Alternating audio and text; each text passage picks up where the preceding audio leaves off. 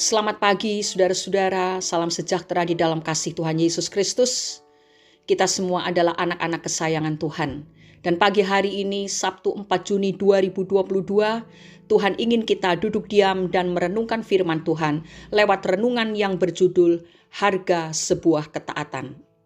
Bacaan firman Tuhan hari ini diambil dari kitab Kejadian pasal 4 ayat 1-8. Yang akan kita baca sekarang adalah ayat 4 dan 5. Demikian bunyinya. Habel juga mempersembahkan korban persembahan dari anak sulung kambing dombanya, yakni lemak-lemaknya. Maka Tuhan mengindahkan Habel dan korban persembahannya itu. Tetapi Kain dan korban persembahannya tidak diindahkannya.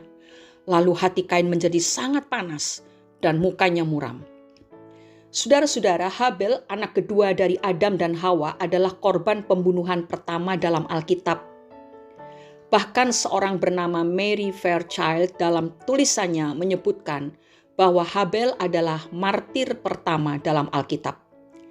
Tidak terlalu banyak yang kita ketahui tentang Habel, selain kisah tentang perkenanan Tuhan terhadap persembahannya. Akibatnya, ia dibunuh oleh kakaknya, yaitu Kain, yang persembahannya ditolak Tuhan. Orang selalu bertanya apa alasan sesungguhnya sehingga Tuhan berkenan kepada persembahan Habel, tapi menolak persembahan Kain. Jika kita mencermati Kejadian pasal 4 ayat 6-7, kita akan menemukan jawabannya. Mengapa hatimu panas dan mukamu muram? Apakah mukamu tidak akan berseri jika engkau berbuat baik? Tetapi jika engkau tidak berbuat baik, dosa sudah mengintip di depan pintu. Ia sangat menggoda engkau, tetapi engkau harus berkuasa atasnya. Seharusnya Kain tidak perlu marah, karena mereka berdua tahu persembahan seperti apa yang Tuhan inginkan. Tuhan pasti sudah menjelaskan sebelumnya mengenai persembahan ini kepada mereka. Sebenarnya ketika Kain marah, Tuhan masih memberikan kesempatan kepadanya untuk memperbaiki sikapnya, dengan cara mengingatkan bahwa iri hati dan kemarahan akan menghancurkan hidupnya. Tetapi ia membiarkan perasaan itu menguasai hatinya, sehingga akhirnya ia membunuh Habel. Habel adalah orang pertama yang mati karena ketaatannya kepada Tuhan. Saudara-saudara, di dalam surat Ibrani pasal 11, Habel disebutkan sebagai yang pertama dari beberapa saksi-saksi iman. Ia disebutkan sebagai orang benar yang karena iman ia masih berbicara sesudah ia mati.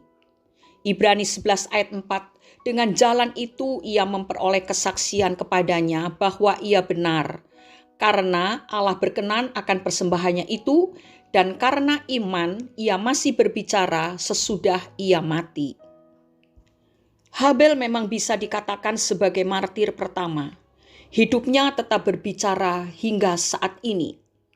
Artinya, teladan ketaatan Habel akan selalu mengingatkan kita sebagai orang percaya untuk selalu taat dan setia kepada Tuhan. Ingat kematian Habel, ingat bahwa harga iman, kebenaran, dan ketaatan itu mahal. Alkitab menggambarkan Habel sebagai orang yang benar. Ia taat, tidak ada cacat yang diceritakan tentang dia. Ia telah mati, namun kisah hidupnya membuat generasi orang-orang percaya sesudahnya belajar tentang harga sebuah ketaatan. Saudara-saudaraku, kita harus paham bahwa ketaatan kepada Tuhan harus dibayar dengan harga yang mahal.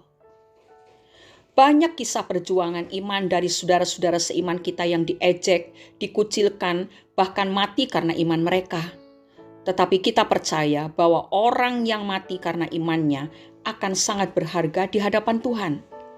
Mereka boleh saja kehilangan nyawanya di dunia ini, tetapi di sorga mereka akan memperolehnya kembali. Sampai di manakah ketaatan kita? Apakah kita akan terus taat dan percaya kepada Tuhan meskipun harganya adalah nyawa kita? Matius pasal 10 ayat 39 berkata, barang siapa mempertahankan nyawanya, ia akan kehilangan nyawanya. Dan barang siapa kehilangan nyawanya karena aku, ia akan memperolehnya. Ini adalah kata-kata yang diucapkan Yesus. Apakah artinya barang siapa kehilangan nyawanya karena aku, ia akan memperolehnya? Artinya adalah bila ia taat dan tetap setia walaupun harus kehilangan nyawanya, maka ia akan memperoleh nyawanya itu di dalam kerajaan sorga. Saudara-saudara yang dikasihi Tuhan, mari kita merenungkan betapa besar kasih Allah kepada kita, sehingga dikaruniakannya anaknya yang tunggal, supaya barang siapa yang percaya kepadanya tidak akan binasa, melainkan memperoleh hidup yang kekal. Tuhan sudah menyerahkan seluruh kehidupannya, nyawanya, sampai tetesan darah yang terakhir untuk mengeluarkan kita dari lubang kebinasaan. Dan sekarang kita adalah orang-orang yang sudah diselamatkan.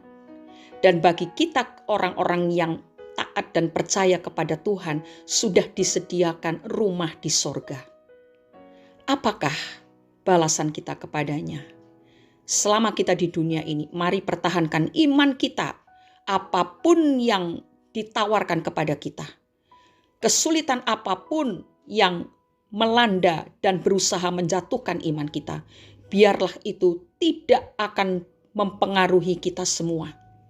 Kita akan tetap menjadi orang-orang yang mengasihi Tuhan dan rela berkorban apapun juga, sampai kepada nyawa sekalipun. Kalau harus kita serahkan demi nama Tuhan, maka jangan khawatir.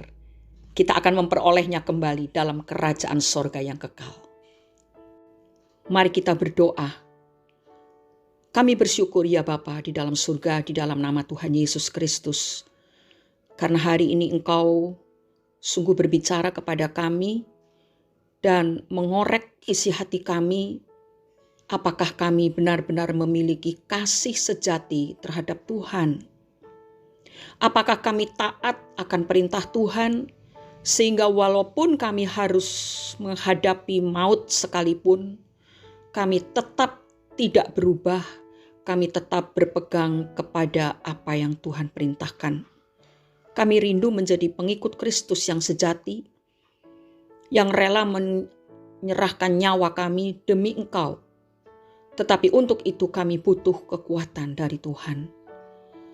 Tolonglah Bapa, supaya kami tidak mementingkan diri kami sendiri, supaya kami tidak hanya berpikir kehidupan kami di dunia yang sementara ini, tetapi kami mempunyai ketetapan hati untuk terus bersandar dan terus berpegang kepada kebenaran firman Tuhan, melaksanakannya dalam kehidupan sehari-hari kami, walaupun banyak tantangan, ancaman, dan sebagainya, bahkan sampai kepada nyawa kami. Kami tidak mau menyayangkannya demi Engkau, karena kami tahu, bila kami rela menyerahkan nyawa kami demi Tuhan, demi ketaatan kepada perintah Tuhan, maka kami akan memperolehnya di dalam kerajaan sorga. Kuatkan kami Bapa, supaya kami menjadi Kristen yang sungguh-sungguh taat dan setia, tidak bergeser sedikit pun. Terima kasih Roh Kudus, karena Roh Kudus yang terus akan menguatkan kami sampai perjuangan ini tiba di titik akhir, di mana kami bertemu dengan Yesus Kristus kekasih kami. Di dalam nama Tuhan Yesus Kristus kami sudah berdoa dan mengucap syukur. Amin. Ketika kita harus membayar mahal untuk iman kita, ingatlah kemuliaan yang tiada taranya menanti kita di sorga yang baka.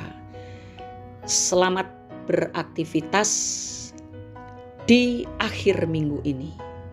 Tuhan Yesus tetap menyertai dan memberkati kita. Amin.